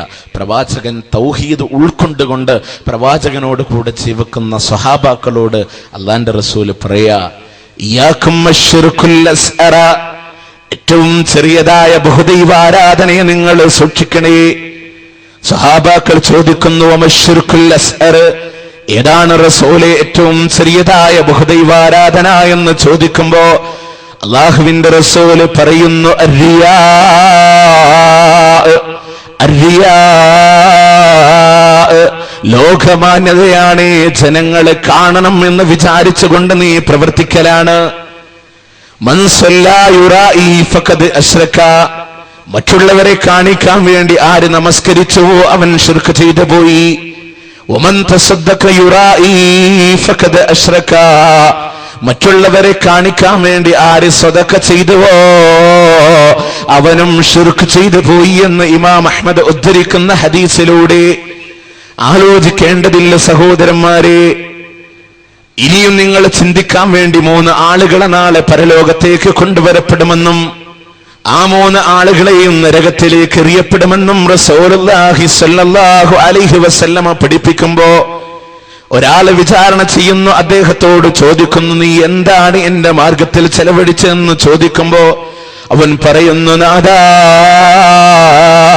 എന്റെ ആയുസ് പോലും നിന്റെ മാർഗത്തിലൂടെ നിന്റെ യുദ്ധത്തിന്റെ രണാങ്കണത്തിൽ ഞാൻ അർപ്പിച്ചവനാണ് റബ്ബേ എന്ന് പറയുമ്പോ അല്ലാഹു തആല പറയും, നീ യുദ്ധക്കളത്തിൽ ഷഹീദായത് നീ വലിയ ധീരനാണെന്ന് കാണിക്കാനാണ്. അതുകൊണ്ട് ആ മനുഷ്യനെ നരകത്തിലേക്ക് ഇടാൻ പറയുമ്പോ രണ്ടാമത്തെ മനുഷ്യനോട് വിചാരണ ചെയ്യുമ്പോ ആ മനുഷ്യൻ പറയുന്നു, നാഥാ, ഒരുപാട് ദാനധർമ്മങ്ങളെ നിന്റെ മാർഗത്തിൽ നൽകിയിട്ടുണ്ടെന്ന് പറയുമ്പോ അല്ലാഹു പറയുന്നു, നീ ദാനധർമ്മങ്ങൾ കൊടുത്തത് വലിയ ധർമ്മിഷ്ഠനാണെന്ന് കാണിക്കാൻ വേണ്ടിയിട്ടാണ്. മൂന്നാമത്തെ മനുഷ്യനെ കൊണ്ടുവരുമ്പോ അയാള് പറയുന്നു, നാഥാ, ഒരുപാട് അറിവുകൾ നിന്റെ മാർഗത്തിലൂടെ പഠിപ്പിച്ചു കൊടുത്തിട്ടുണ്ട് റബ്ബേ എന്ന് പറയുമ്പോ അല്ലാഹു തആല പറയുന്നു, ഈ അറിവുകളെ പഠിപ്പിച്ചു കൊടുത്തത് നീ വലിയ പണ്ഡിതനാണെന്ന് കാണിക്കാൻ വേണ്ടിയിട്ടാണ്. അതുകൊണ്ട് ആ മനുഷ്യനെയും നരകത്തിലേക്ക് എറിയപ്പെടാനായി പറയുമ്പോ സഹോദരാ, ചിന്തിക്ക്. അല്ലാഹു കനിഞ്ഞരുളിയ ആയുസ്സിനെ അവന്റെ മാർഗത്തിലൂടെ ചെലവഴിച്ചപ്പോഴും ജനങ്ങളൊന്ന് വിചാരിക്കട്ടെ, ഞാൻ വലിയ ധീരനാണെന്ന ചിന്ത കടന്നു വന്നതിന്റെ പേരിൽ അല്ലാഹുവിന്റെ പ്രീതി കാക്ഷിക്കേണ്ടുന്നിടത്ത് ജനങ്ങളുടെ പ്രീതി കാക്ഷിച്ചപ്പോ അത് ശിർക്കായി പോയി. അവൻ ജോലി ചെയ്ത് അവൻ അധ്വാനിച്ച് അവന്റെ സമ്പാദ്യം അത് ജനങ്ങൾക്ക് വേണ്ടി വെറുതെ കൊടുക്കുമ്പോഴും അവന്റെ മനസ്സിൽ ഒരു ചിന്ത വന്നു, ജനങ്ങളൊന്ന് അറിയട്ടെ ഞാൻ വലിയ ധർമ്മിഷ്ഠനാണെന്ന ചിന്ത വന്നപ്പോ അല്ലാഹുവിന്റെ പ്രീതി കാക്ഷിക്കേണ്ടുന്നിടത്ത് ജനങ്ങളുടേത് കാക്ഷിച്ചപ്പോ ശിർക്ക് ചെയ്തു പോയി, നരകത്തിലേക്ക് പോകുന്നു എന്ന് പറയുമ്പോ അല്ലാഹു അല്ലാത്തവരോട് പ്രാർത്ഥിച്ചാൽ അല്ലാഹ്ക്ക് കൊടുക്കേണ്ടുന്ന ആരാധന അല്ലാഹു അല്ലാത്തവരോട് കൊടുത്താൽ ഒരു നിലക്കും നാളെ പരലോകത്തിലെ രക്ഷപ്പെടില്ല എന്ന് മാത്രമാണോ? ലോകത്തിലെ ഏറ്റവും വഴികെട്ടതായ മനുഷ്യനാരാണെന്നറിയുമോ? പരിശുദ്ധ ഖുർആനിന്റെ സൂറത്ത് അഹ്കാഫിന്റെ 5-6 ആയത്തുകൾ ഒന്ന് പഠിച്ചു വെച്ചോ. വമൻ അളല്ലു മിമ്മൻ യദ്ഉ മിൻ ദൂനില്ലാഹ് മല്ലാ യസ്തജീബു ലഹു ഇലാ യൗമിൽ ഖിയാമ, ഖിയാമത്ത് നാൾ വരെയും ഉത്തരം നൽകാത്തതിനോട് ദുആ ചെയ്യുന്നവനേക്കാൾ പ്രാർത്ഥിക്കുന്നവനേക്കാൾ വഴികെട്ടവൻ ആരുണ്ട് എന്ന് ഖുർആൻ ചോദിക്കുമ്പോ അല്ലേ, അല്ലാഹു അല്ലാത്തവരോട് ദുആ ചെയ്യുന്നവനേക്കാൾ വഴികെട്ടവൻ ആരുണ്ട്? വമൻ അളല്ല, ഏറ്റവും വഴികെട്ടവൻ ആരുണ്ട്? ഖുർആന്റെ ചോദ്യം അങ്ങനെയാ. അല്ലാഹു അല്ലാത്തവരോട് ദുആ ചെയ്യുമ്പോൾ ഈ ആയത്ത് നമ്മുടെ ഉസ്താദുമാരാരും കാണാത്തത് കൊണ്ടല്ല, പക്ഷെ അവര് പറയും ഇത് അമ്പിയ ഔലിയാക്കളൊന്നും ഇവിടെ ബാധകമല്ല, ഈ മക്കക്കാരാരാധിച്ചിരുന്ന വിഗ്രഹങ്ങളെ കുറിച്ചിട്ടാണ് ഇവിടെ പറയുന്നത് എന്ന് ഒരുപക്ഷെ നിങ്ങളോട് പറഞ്ഞു തന്നേക്കാം. നമ്മൾ അവർക്കാർക്കും അറിവില്ല എന്നും നമ്മൾ പറയുന്നില്ല, അവർക്ക് അറിവുണ്ട്, പക്ഷെ തിരിച്ചറിവുണ്ടായിട്ടില്ല. ആശയങ്ങളെക്കാൾ സ്ഥാനം ആമാശയങ്ങൾക്ക് കൊടുത്തുപോയി, അതിന്റെ അപകടമാണ്. സഹോദരന്മാരെ, അവിടെ വളരെ കൃത്യമായി നിങ്ങൾ ചിന്തിക്കുന്നവർക്ക് ആലോചിക്കാൻ ദൃഷ്ടാന്തങ്ങളുണ്ട്. തഫ്സീർ ഒന്ന് പഠിച്ചോ. തഫ്സീർ റാസി, ഇമാം റാസി രേഖപ്പെടുത്തുകയാ, വയജൂസാനി അയ്യുരീദ കുല്ല മഅബൂദിൻ മിൻ ദൂനില്ലാഹ് മിൻ ഈസാ വ ഉസൈർ വൽ ജിന്നി വൽ അസ്നാം, ജിന്നുകളെയും വിഗ്രഹങ്ങളെയും ഈസാ നബിയെയും ഉസൈർ നബി അലൈഹിസ്സലാമിനെയും ഇതുകൊണ്ട് ഉദ്ദേശിക്കപ്പെടാം. വിഗ്രഹങ്ങള് മാത്രമല്ല അവിടെ ഉപയോഗിച്ച പദം വഹും അൻ ദുആഇഹിം ആഫിലൂൻ, അവരിവരുടെ പ്രാർത്ഥനകളെ തൊട്ട് അശ്രദ്ധരാണ്. അവിടെ ഹും എന്ന് പറയുന്ന പ്രയോഗം തന്നെ അറബി ഗ്രാമറ്റിക്കലായി നിങ്ങൾ പഠിക്കാൻ തയ്യാറുണ്ടോ? ബുദ്ധിയില്ലാത്ത വിഗ്രഹങ്ങൾക്ക് മാത്രമാണെങ്കിൽ അങ്ങനെ ഒരു പദപ്രയോഗം അവിടെ വരില്ല. അപ്പൊ അവിടെ അല്ലാഹു അല്ലാത്ത ആരെ വിളിച്ച് പ്രാർത്ഥിച്ചാലും അവിടെ ഉദ്ദേശമാണ്. ഒരു കാര്യം കൂടെ അടുത്ത ആയത്ത് കൂടെ ചേർത്ത് പഠിച്ചോ, നമ്മുടെ സംശയം അങ്ങ് ദൂരീകരിക്കാം. വഇദാ ഹുശിറന്നാസ് കാനൂ ലഹും അഅദാ വകാനൂ ബിഇബാദതിഹിം കാഫിരീൻ. വഇദാ ഹുശിറന്നാസ് ജനങ്ങളെ മുഴുവനും ഒരുമിച്ച് കൂട്ടുമ്പോ കാനൂ ലഹും അഅദാ ഇവർ അവർക്ക് ശത്രുക്കളായി തീരുന്നതാണ്. മുഹമ്മദ് നബിയോട് ആരെങ്കിലും ദുആ ചെയ്തു പോയാൽ നാളെ പരലോകത്ത് മുഹമ്മദ് നബി സല്ലല്ലാഹു അലൈഹി വസല്ലമ അവന്റെ ശത്രുവാണ്. ഈസാ നബി അലൈഹിസ്സലാമിനോട് ആരെങ്കിലും ദുആ ചെയ്തു പോയാൽ നാളെ പരലോകത്ത് ഈസാ നബി അലൈഹിസ്സലാം അവന്റെ ശത്രുവാണ്. മുഹിയുദ്ദീൻ ശൈഖിനോട് ആരെങ്കിലും ദുആ ചെയ്തു പോയാൽ നാളെ പരലോകത്ത് മുഹിയുദ്ദീൻ ശൈഖ് അവന്റെ ശത്രുവാണെന്ന് മാത്രമാണോ? വകാനൂ ബിഇബാദതിഹിം കാഫിരീൻ. ഇവരുടെ ആരാധനകളെ അവരെ നിഷേധിച്ചു തള്ളുമെന്ന്. ഏത് ആരാധന? ഈ പ്രാർത്ഥന എന്ന ആരാധനയെ അവരെ നിഷേധിച്ചു തള്ളുമെന്ന് പരിശുദ്ധ ഖുർആൻ പറയുമ്പോ ആലോചിക്ക സഹോദരന്മാരെ, നാളെ നഷ്ടം വേണോ അതോ വിജയം വേണോ? അല്ലേ?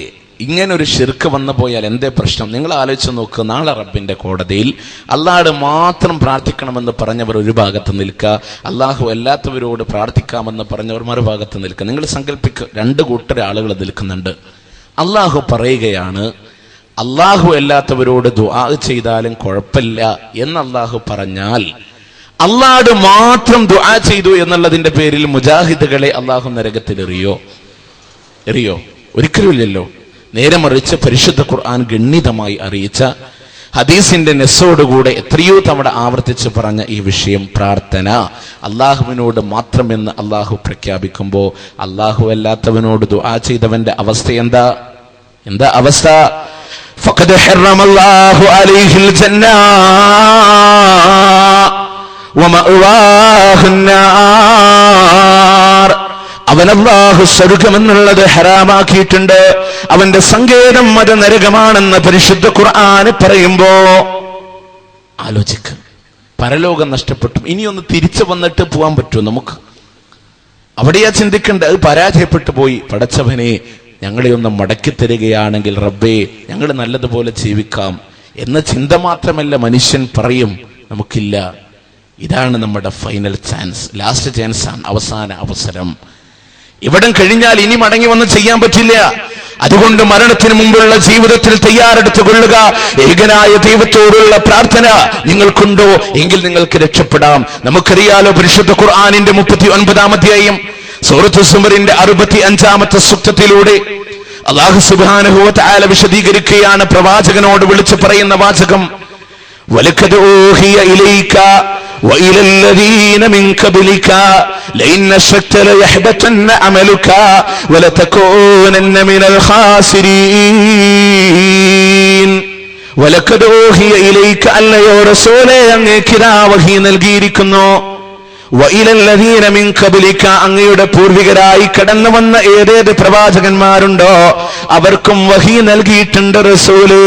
ലഇൻ അശ്റക്ത ലയഹ്ബതന്ന അമലുക, താങ്കളെങ്ങാനും ബഹുദൈവ ആരാധന ചെയ്തു പോയാൽ ലയഹ്ബതന്ന അമലുക, താങ്കളുടെ സകലമായ കർമ്മങ്ങളും അത് പൊളിഞ്ഞു പോവുക തന്നെ ചെയ്യും റസൂലേ. പൊളിഞ്ഞു പോകുമെന്നല്ല, മറിച്ചോ ലയഹ്ബതന്ന അമലുക, അങ്ങയുടെ കർമ്മങ്ങൾ അത് പൊളിഞ്ഞു പോവുക തന്നെ ചെയ്യും റസൂലേ. വലതകൂനന്ന മിനൽ ഖാസിരീൻ, അങ്ങ് നഷ്ടക്കാരിൽ പെട്ടുപോവുക തന്നെ ചെയ്യും റസൂലേ. ഓ റസൂലേ, താങ്കളാണ് പങ്കു ചേർക്കുന്നതെങ്കിൽ, അങ്ങ് ബദറിന്റെ രണാങ്കണത്തിലൂടെ ത്യാഗങ്ങളെ സഹിച്ചിട്ടുണ്ടെങ്കിൽ, ഉഹദിന്റെ രണാങ്കണത്തിൽ അങ്ങയുടെ മുൻപല്ല് പൊട്ടിയിട്ടുണ്ടെങ്കിൽ, അങ്ങയുടെ കവിളത്ത് ആണിതറച്ചിട്ടുണ്ടെങ്കിൽ, ത്വായിഫിന്റെ മണലാരണ്യങ്ങൾ അങ്ങയുടെ രക്തക്കറകളെ കൊണ്ട് ചുകന്നു പോയിട്ടുണ്ടെങ്കിൽ റസൂലേ, അതൊന്നും നാം പരിഗണിക്കുകയില്ല. വലതകൂനന്ന മിനൽ ഖാസിരീൻ, അങ്ങ് നഷ്ടക്കാരിൽ പെട്ടുപോകും റസൂലേ. ഇത് അല്ലാഹുവിന്റെ റസൂലിനോട് പറയുമ്പോ പ്രവാചകൻ സല്ലല്ലാഹു അലൈഹി വസല്ലമ ഒരിക്കലും ബഹുദൈവാരാധന ചെയ്തിട്ടില്ല, മറിച്ചോ പ്രവാചകൻ വഴി മാനവികതയോടുള്ള താക്കീതാണ്. ഓ റസൂലേ, താങ്കൾ ചെയ്തു പോയാൽ എന്ന് പറഞ്ഞാൽ ഏറ്റവും ശ്രേഷ്ഠനായ പ്രവാചകനോട് ഖൈറുൽ വറാ അഷ്റഫുൽ ഖൽഖ് മുഹമ്മദ് മുസ്തഫ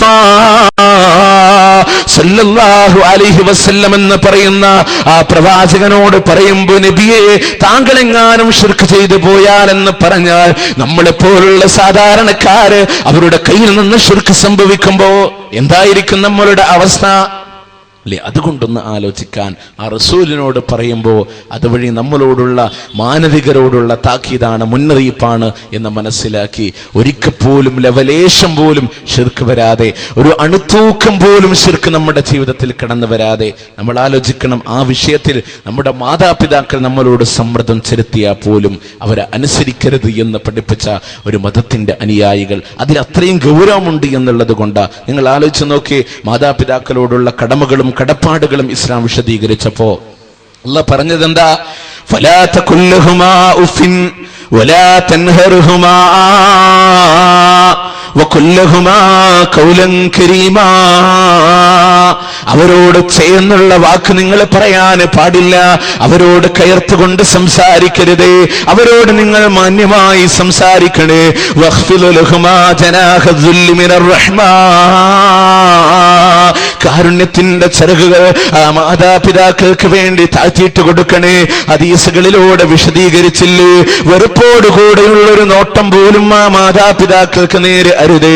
ഇതൊക്കെ വിശദീകരിച്ച അതേ പരിശുദ്ധ ഖുർആൻ തന്നെ പറയുന്നു, നിന്റെ മാതാപിതാക്കൾ നിനക്ക് വേണ്ടി ഒരുപാട് പ്രയാസപ്പെട്ടതല്ലേ, അവരോട് നന്മ ചെയ്യണമെന്ന് ഒരുപാട് തവണ ആവർത്തിച്ചു പറഞ്ഞിട്ടും ആ ഖുർആൻ തുടർന്നുകൊണ്ട് പറയുകയാണ്, വഇൻ ജാഹദാക അലാ അൻ തുശ്രിക ബി വഇൻ ജാഹദാക. ആ മാതാപിതാക്കൾ നിന്നോട് ജിഹാദ് നടത്തിയാൽ, നിന്നോട് പറഞ്ഞാലെന്നല്ല, വഇൻ ജാഹദാക അവർ നിന്നോട് കഠിന പരിശ്രമം നടത്തിയാൽ, അവർ നിന്നോട് ജുഹദ് നടത്തിയാൽ, എന്തിനാ? അലാ അൻ തുശ്രിക ബി, എന്നോട് പങ്കു ചേർക്കാൻ പറഞ്ഞിട്ട് അവർ നിന്റെ മേൽ കഠിന സമ്മർദ്ദം ചെലുത്തിയാലും പരിശുദ്ധ ഖുർആൻ ഇങ്ങനെ തുടർന്നുകൊണ്ട് പറയാ, ഫലാ തുതിഅഹുമാ, ആ മാതാപിതാക്കളെ നീ അനുസരിക്കാൻ പാടില്ല. വെറുപ്പോടുകൂടെ നോക്കാൻ പോലും പാടില്ല എന്ന് പറഞ്ഞ മാതാപിതാക്കൾ ഈ ഒരു കാര്യത്തിൽ നിന്റെ മേലെ സമ്മർദ്ദം ചെലുത്തിയാലും വേണ്ട, അവരെ അനുസരിച്ചു പോകണ്ട. തുടർന്ന് ഖുർആൻ പറഞ്ഞു, വസാഹിബുഹുമാ ഫിദ്ദുനിയാ മഅറൂഫ. ഭൗതികമായ കാര്യങ്ങളിൽ അവരോട് നല്ല രീതിയിലൂടെ പെരുമാറണം. അവർക്ക് കൊടുക്കേണ്ടുന്ന വസ്ത്രം, പാർപ്പിടം, ഭൗതിക ലോക സൗകര്യങ്ങളൊക്കെ നീ ചെയ്തു കൊടുക്കണം. ഈ ഒരു കാര്യത്തിൽ നീ അനുസരിക്കാൻ പാടില്ല. ഇതിനതിന്റെ ഗൗരവമാണ് നിങ്ങൾ മനസ്സിലാക്കേണ്ടത്. ഇനി ശിർക്ക് വരുന്ന പല വഴികളുമുണ്ട്. ഇൻഷാ അല്ലാഹ് മഗ്‌രിബ് നമസ്കാര ശേഷം നമ്മളത് വിശദീകരിക്കും. എന്തുകൊണ്ട് അള്ളാഹു അല്ലാത്തവരോട് പ്രാർത്ഥിക്കാൻ പാടില്ല, അള്ളാഹു അല്ലാത്തവരോട് ദുആ ചെയ്തവന്റെ പര്യാവസാനം എന്തായിരിക്കും, അതൊക്കെ ഇൻഷാ അല്ലാഹ് അല്പനേരം കൂടെ ചർച്ച ചെയ്തിട്ട് വേണം നമുക്ക് പിരിയാൻ. അല്ലാഹു സുബ്ഹാനഹു വ തആല അതിന് തൗഫീഖ് നൽകുമാറാകട്ടെ. ഇൻഷാ അല്ലാഹ് ഇപ്പം നമ്മൾ പിരിയാണ്. ഇനി മഗ്‌രിബ് നമസ്കാരം കഴിഞ്ഞ ഉടനെ തന്നെ നമുക്ക് പ്രോഗ്രാം പുനരാരംഭിക്കേണ്ടതുണ്ട്. അല്ലാഹു തആല അനുഗ്രഹിക്കുമാറാകട്ടെ. അസ്സലാമു അലൈക്കും വറഹ്മത്തുള്ളാഹി വബറകാതുഹു. അസ്സലാമു അലൈക്കും വറഹ്മത്തുള്ളാഹി. അൽഹംദുലില്ലാഹ് വസ്സലാത്തു വസ്സലാമു അലാ റസൂലിൽ അമീൻ വഅലാ ആലിഹി വസ്സഹ്ബിഹി അജ്മഈൻ. അമ്മാ ബഅദ്. ഇത്തഖുല്ലാഹ യാ ഇബാദല്ലാഹ്. നാം പറഞ്ഞു നിർത്തിയെടുത്തുനിന്ന് തന്നെ തുടങ്ങുകയാണ്. പ്രാർത്ഥന, സഹായതേട്ടം അത് അള്ളാഹുവിനോട് മാത്രമായിരിക്കണം എന്നാണ് നാം പറഞ്ഞത്. ഇത് പല രൂപത്തിലൂടെ നമ്മെ സംബന്ധിച്ചിടത്തോളം ഈ ബഹുദൈവ ആരാധന കടന്നു വരുന്നുണ്ട്. അതുകൊണ്ട് തന്നെ അത് ഏത് രീതിയിലൂടെ, ഏത് രൂപത്തിലൂടെ കടന്നു വന്നാലും അത് പരിപൂർണമായി എതിർക്കപ്പെടേണ്ടതുണ്ട്, തള്ളപ്പെടേണ്ടതുണ്ട് എന്ന വ്യക്തമായ ഒരു കാഴ്ചപ്പാടാണ് സലഫുകളെ സംബന്ധിച്ചിടത്തോളം സ്വീകരിച്ചു പോരുന്നത്. ഈ ഒരു വിഷയത്തിൽ ലവലേശം വിട്ടുവീഴ്ചകൾക്ക് തയ്യാറല്ല ഈ പ്രസ്ഥാനത്തെ സംബന്ധിച്ചിടത്തോളം. നാം ആലോചിക്കേണ്ട, ചിന്തിക്കേണ്ടുന്ന വിഷയങ്ങളുണ്ട്. പരിശുദ്ധ ഖുർആൻ ഇത്രയും ഗണ്യതമായി പറഞ്ഞ്, ഇത്രയും ശക്തിയുക്തം ഈ വിഷയത്തെ അവതരിപ്പിച്ച് നാം അതിലൊരു വിട്ടുവീഴ്ചക്ക് തയ്യാറാവുകയാണെങ്കിൽ മതത്തിന്റെ അടിസ്ഥാനപരമായ വിഷയത്തിൽ നാം വിട്ടുവീഴ്ച കാണിച്ചു എന്നായിരിക്കും അതിന്റെ അനന്തരഫലം. ഇത് പല രൂപത്തിൽ നമ്മളുടെ ഇടയിലേക്ക് കടന്നു വരുന്നുണ്ട്.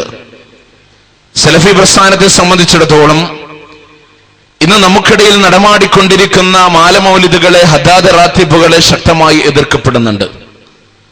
അത് എന്തുകൊണ്ട് എതിർക്കുന്നു എന്നുള്ള ചോദ്യത്തിന്റെ ഉത്തരം നിങ്ങൾക്കിവിടെ കാണാൻ സാധിക്കും. ഒന്നാമതായിട്ട് പ്രവാചകന്റെയോ സഹാബാക്കളുടെയോ കാലം കഴിഞ്ഞിട്ട്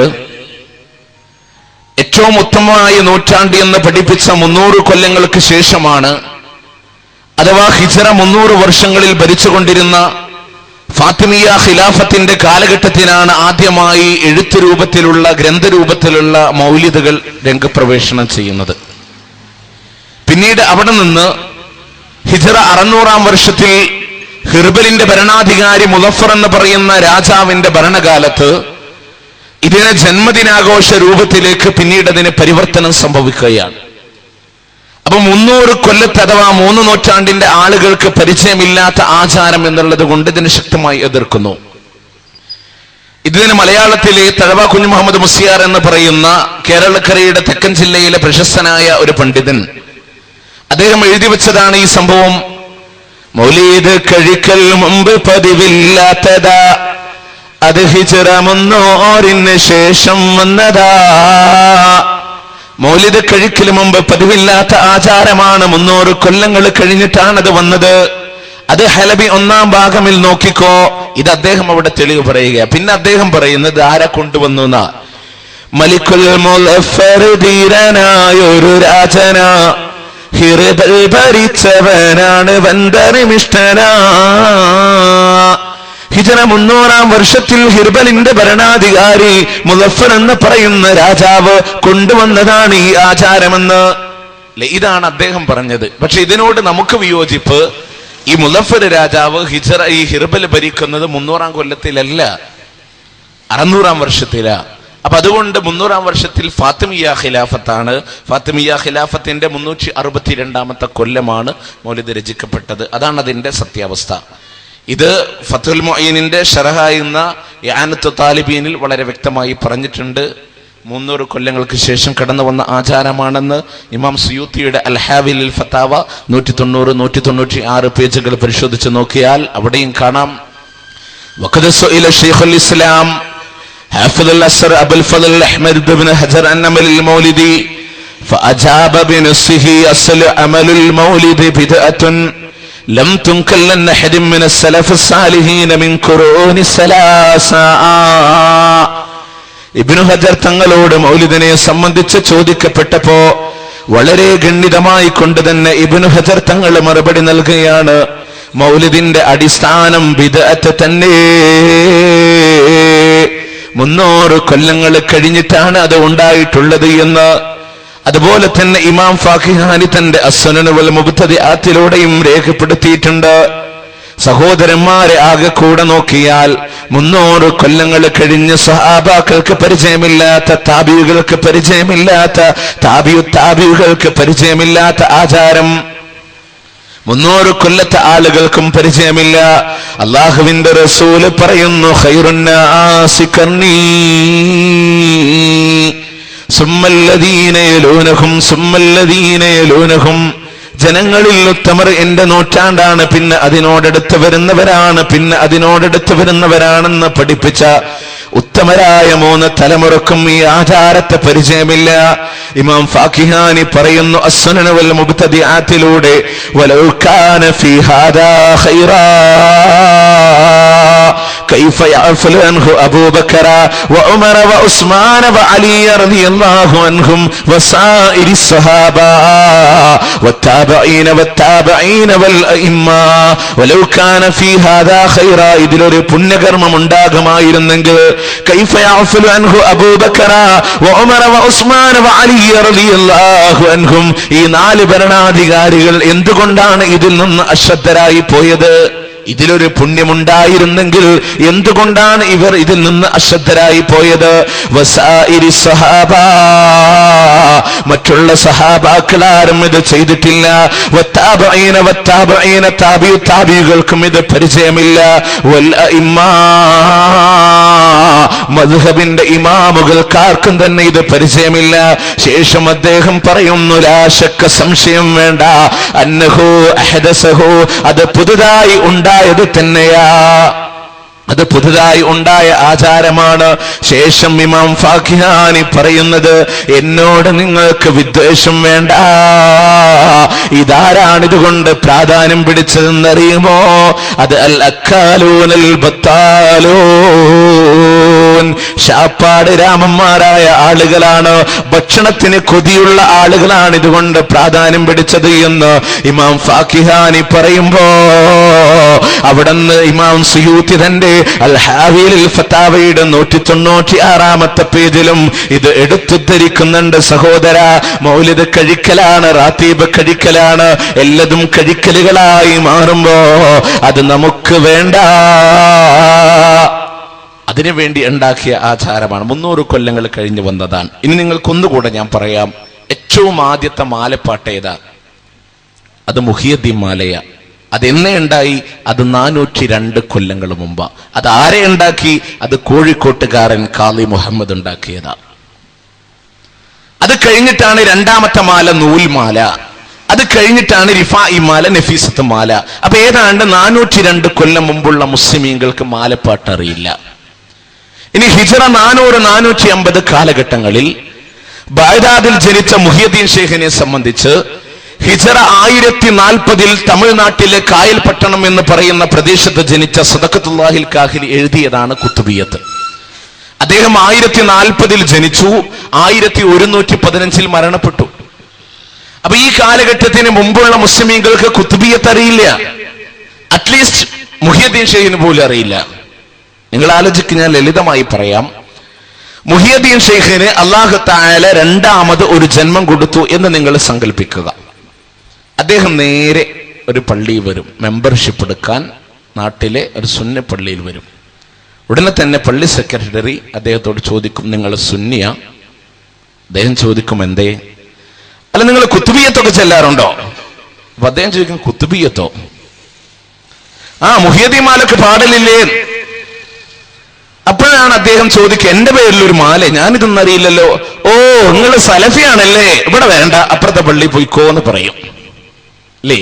ഇത് അദ്ദേഹത്തിന് അള്ളാഹു രണ്ടാമതൊരു ജന്മം കൊടുത്താൽ നിങ്ങൾക്കിത് പ്രതീക്ഷിക്കാവുന്നതാണ്.